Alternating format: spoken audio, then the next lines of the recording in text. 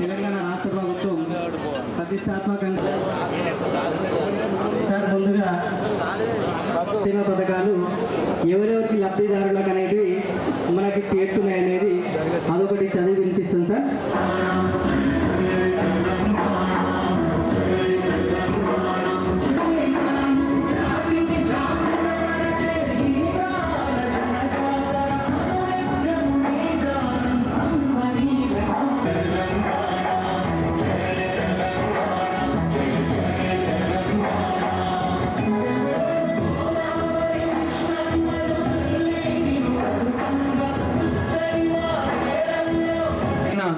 మన కుటుంబానికి ఒక తండ్రిలాగా ఈ సుల్తానాబాద్ గ్రామ ప్రజలందరి మీద ఉన్నది.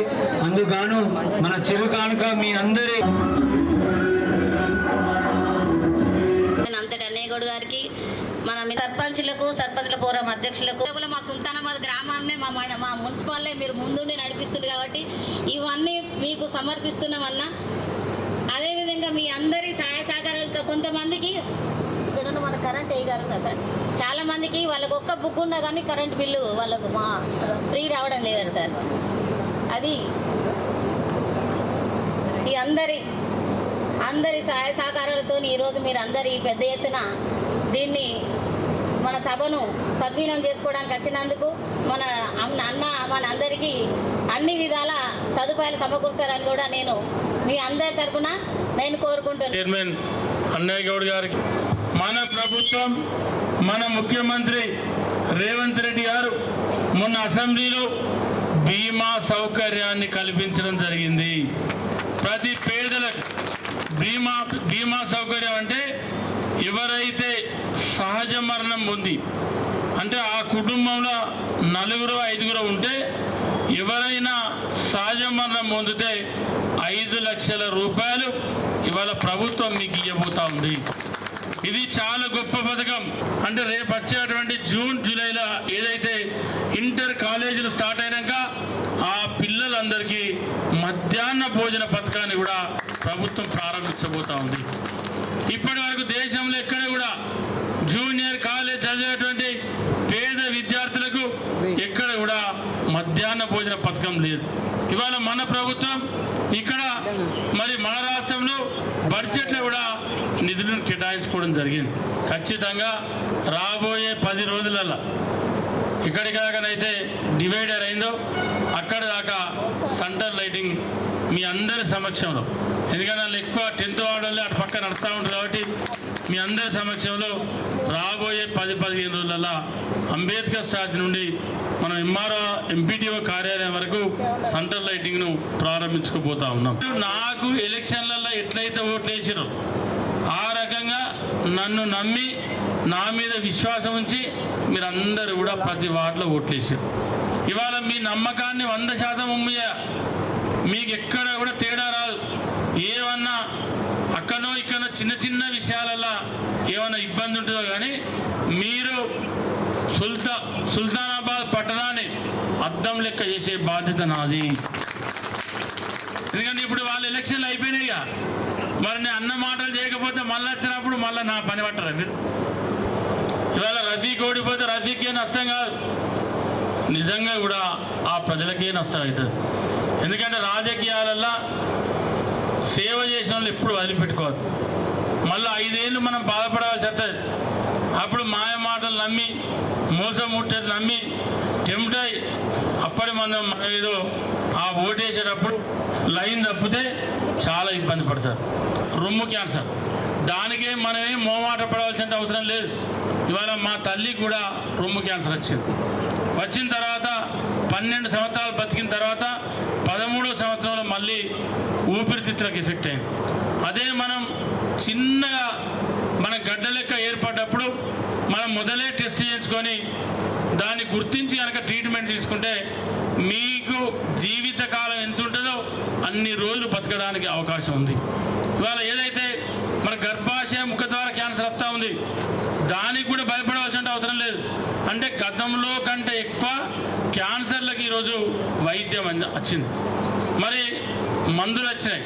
కాకపోతే దాన్ని మనం చేయవలసిందల్లా ముందస్తుగా దాన్ని గుర్తించి ఫస్ట్ స్టేజ్లో కనుక గుర్తిస్తే దాన్ని నయం చేసేటువంటి మందులు, మంచి మందులు ఇప్పుడు మనకు అందుబాటులో ఉన్నాయి.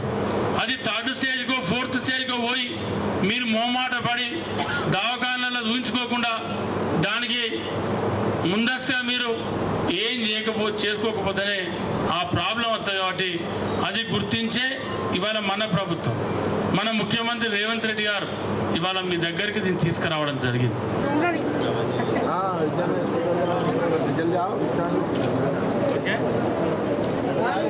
మంచిగా ఫోటో అడ్డం వీడియో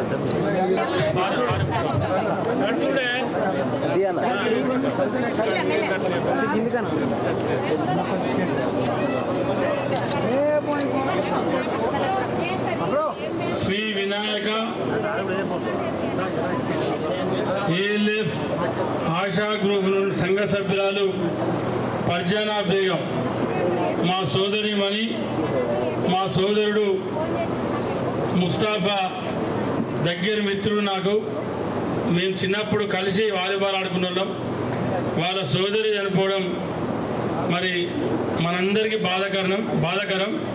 మరి వాళ్ళ ప్రభుత్వం ఏదైతే ఒక గొప్ప స్కీమ్ ఇందిరా మహిళా పథకం కింద ఇవాళ ఎవరైతే లింకేజ్ రుణాలు కానీ, స్త్రీనిధి రుణాలు కానీ, ఎవరైతే సహజ మరణం పొందితే వాళ్లకు 2 లక్షల వరకు వాళ్ళ రుణం బాకీ తీయడం కోసం ప్రభుత్వం తీసుకొచ్చినటువంటి స్కీమ్ ఇది.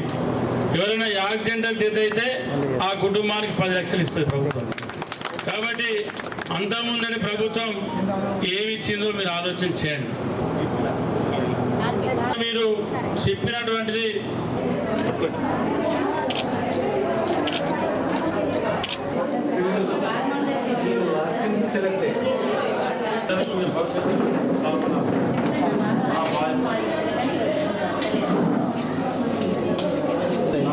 రాజు మధ్యలో